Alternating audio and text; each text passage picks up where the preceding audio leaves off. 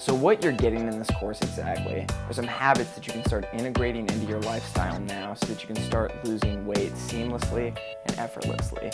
I would recommend taking at least a week and even up to a month to take one of these habits to get down completely. And you'll notice that even by taking one of these habits into your lifestyle, that you'll start losing pounds and inches that way. It's so simple, it's gonna be so great. So even if you have one habit per month and you work up to 12 habits in the entire year, you'll be impressed and blown away by how much weight you're gonna be able to lose on this program. One thing that we're facing today across the globe are obesity epidemics in a lot of different countries.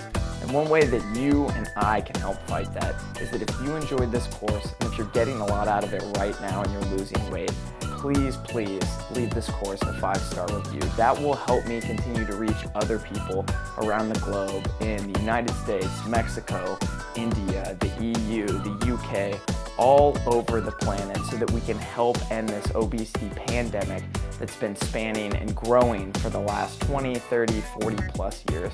So if you could leave this course a positive review, that would help me so much to continue to reach other people in other countries. And as always, please send me a message or leave a post in the discussion section anytime if you have any questions or need anything at all. I'd be more than happy to add new content in your lectures to answer those questions for you. Thank you so much, and I'll see you in the next lecture.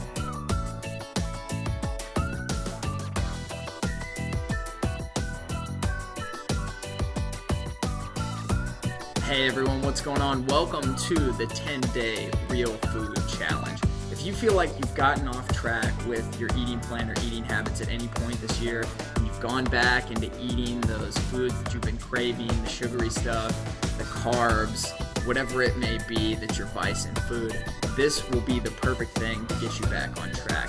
It's called the 10-Day Real Food Challenge. This is not a diet. I consider this a lifestyle eating plan.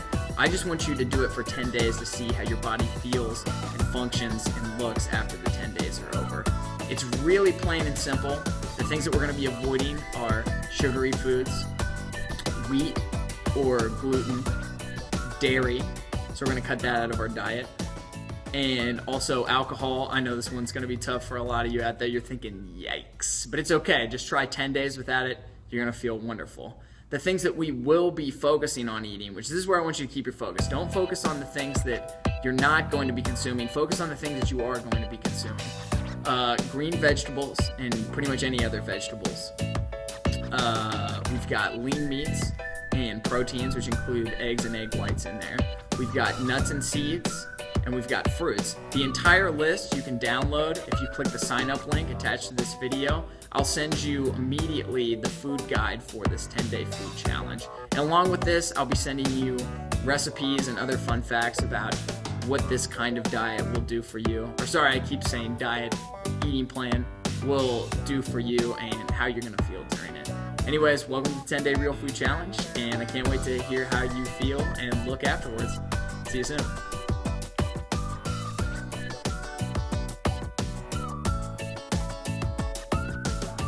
One of the most important habits that I can tell you so that you can lose weight effectively is that you need to start prioritizing sleep.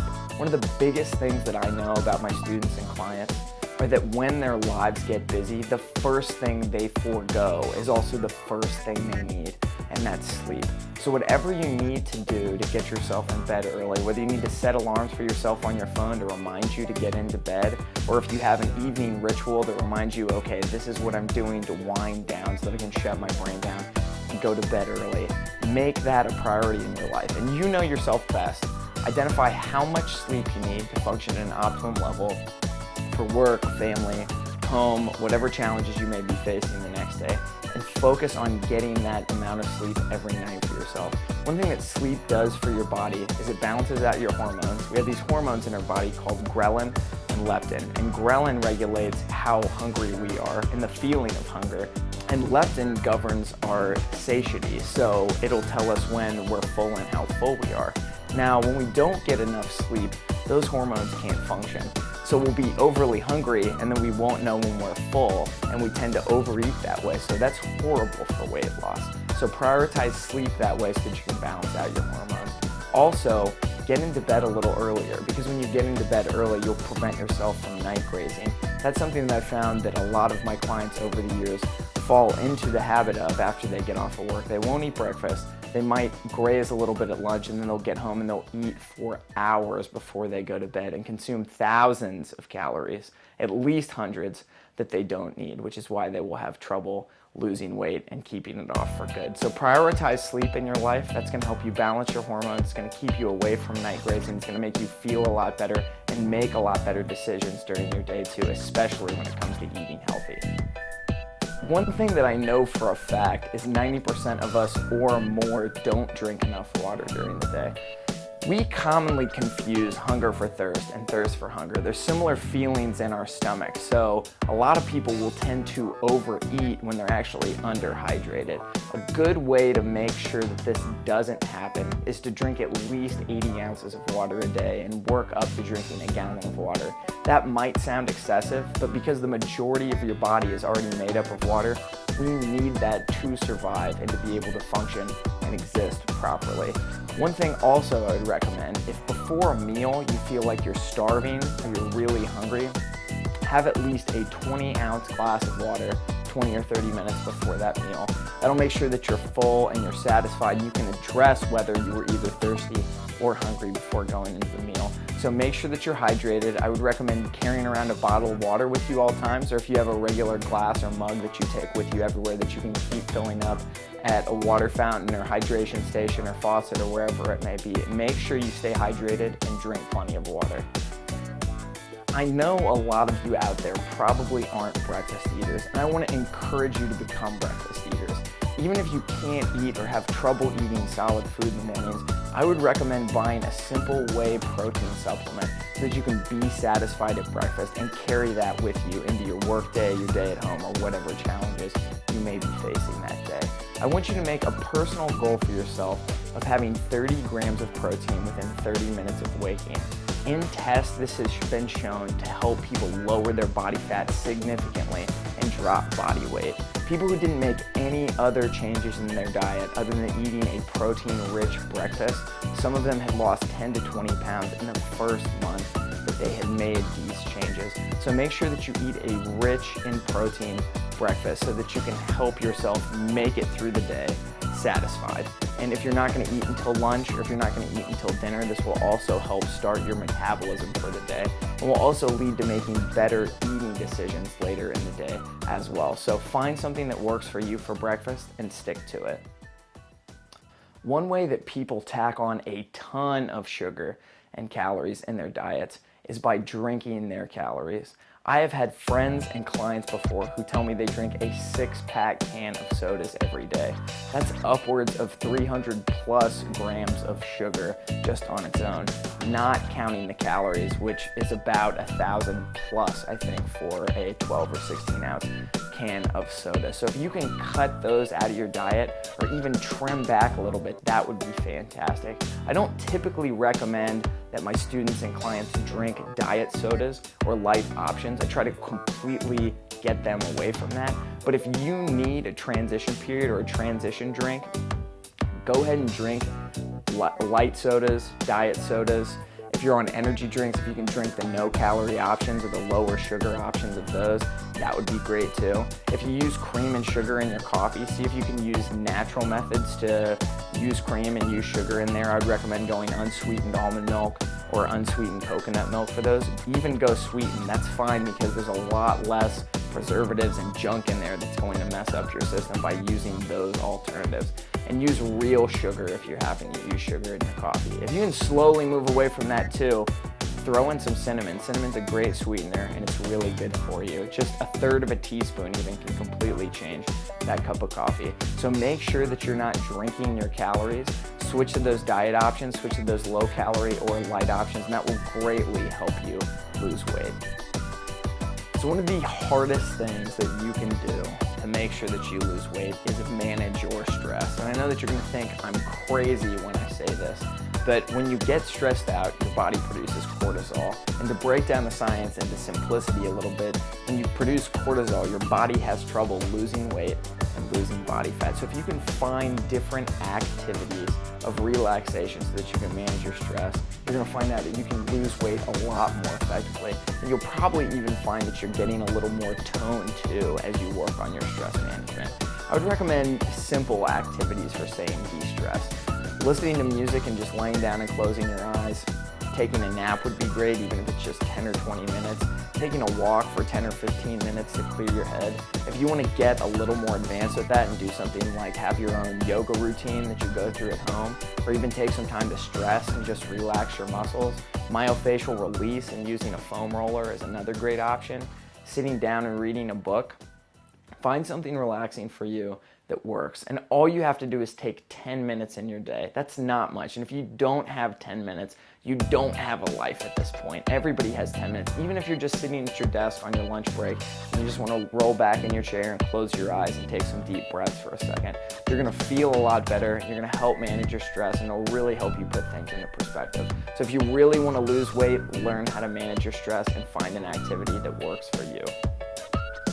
Now, if you're trying to take on exercise as a part of your new lifestyle so that you can lose weight, if you can find just 10 to 20 minutes a day, 3 to 5 days a week, for some kind of activity that you enjoy in exercise, that will greatly help you lose weight, and it'll make you feel better during the day. So what kind of activity can you do for yourself that'll make you feel a lot better and help you lose weight? And the options are limitless here. If you just want to take a walk, a jog, a run, if you enjoy dancing, boxing, soccer, tennis, basketball, anything that you can possibly imagine, whether it's a cardiovascular activity or a strength training activity. If you want to work on building muscle and muscle growth, maybe just do some push-ups, pull-ups, sit-ups, squats. If you want to incorporate a quick body weight circuit, kettlebell training, the options are limitless here. The one thing I want to encourage you of is that it's an activity that you enjoy. Because what I found over the years is people who say, well, I'm going to go to the gym and I'm going to lift weights, I'm going to do cardio, and they don't enjoy that. They'll get burnt out, they'll drop off the map with their goals, and then they'll end up gaining weight. So if you find an activity that you enjoy, especially in community with others, or even if you just have one friend that participates in that activity with you, so you have that built-in accountability and enjoyment there, that would be wonderful. So find an activity that works for you and stay active. Like I said, it only requires 10 to 20 minutes a day, 3 to 5 times a week to see serious weight loss. Now this sounds kind of funny, but this is a huge recommendation that I've heard from a lot of doctors and other health professionals say. Just by walking a little more in your day, you'll find out that you can build muscle and lose weight. So I would say take the stairs at work, or through the mall, or wherever that you may be walking, take the stairs up and down. Forget the escalator, forget the elevator, and also park towards the back of the parking lot. You can do two things this way. Make sure that your car is a little bit safer so that you avoid door dings, especially if you live in big cities. And then you'll add a lot more steps into your daily routine by parking towards the back of the parking lot. So whether you're going to the grocery store or work, or out for a leisure activity, to a restaurant. If you're going to a park to walk, you can even start a longer walk that way. So make sure that you add more steps to your day and stairs to your day by parking a little bit further away, maybe even using your car less and using walking as a tool to lose weight. Okay, so one awesome technique that I've given to my clients in the past for people who want to lose weight at an accelerated rate is to make 2 meals of your day a massive salad. And because salads are such nutrient-dense, low-calorie meals, you can pack on a ton of food and make it weigh 2 or 3 pounds. And when you eat that salad, your body's going to basically use more calories to burn that up than you're actually going to be taking on from that salad. So that's an excellent way to lose weight. Have your normal breakfast of whatever you typically have, and then fix a huge salad for lunch and a huge salad for dinner and see how the weight comes off you after that. And the possibilities are endless when it comes to salad. If you want to throw chicken, beef, pork, fish on there, if you like nuts and seeds on your salad, if you like throwing some fruit on there, make sure that you're careful of the heavy dairy dressings. You might want to go for some of the lighter ones, or what I usually recommend to people so you can keep it natural for your body to digest. Use either olive oil or extra virgin coconut oil, and use that with a little bit of balsamic vinegar, red wine vinegar, raspberry, apple cider, whatever your preference is as far as flavor-wise on that goes. So eat 2 massive salads a day, eat your normal breakfast, and watch the weight come right off of you. So one thing that I have to tell you up front is that if you're not already cooking, and if you don't already enjoy cooking, and you're not making time to do that, don't fool yourself into thinking that you're gonna start cooking more often. I would say avoid cooking as much as possible and keep your meals really simple in nature. You know what you like, you know what your palate likes the best. So find anywhere between a half a dozen and a dozen meals that you really like and cycle those throughout your week. Now, to stop cooking so much, I recommend buying a crock pot or a slow cooker. They're so easy to use. You can cook tons of food at one time. Mine personally holds 7 or 8 pounds of meat. I've actually got a pork roast on right now that is 7.5 pounds. And just throw in your favorite seasonings or a jar of salsa if you like Mexican food. That makes it taste fabulous. And basically let it sit for 8 to 10 hours until it cooks through. You can shred it up, put it in a Tupperware, and there you've got meals for the entire week. And you can change up your vegetables. Those are really quick and easy to cook depending on what you're doing. So I would say eliminate cooking from your life as much as possible. You can still make your food taste incredible without spending so much time in the kitchen. So you can focus on the things that are more important in your life, whether it's your friends, your family, your hobbies, whatever it may be. So stop cooking so much, and that will definitely help you lose weight.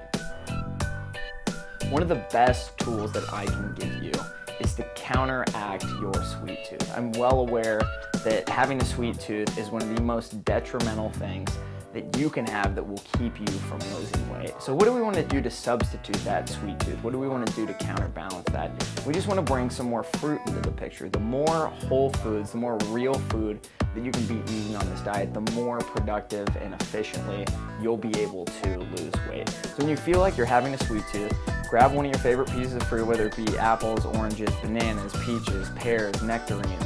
Pick your favorite, or even have a couple of fruits if that helps you out. And that natural sugar in the fruits, which is mostly fructose, will help subside that sweet tooth. And what I'll even do also, if I'm doing apples or bananas, I like to have a tablespoon or 2 of peanut butter so I can have a little bit of something salty to go with that. Just make sure you don't get carried away.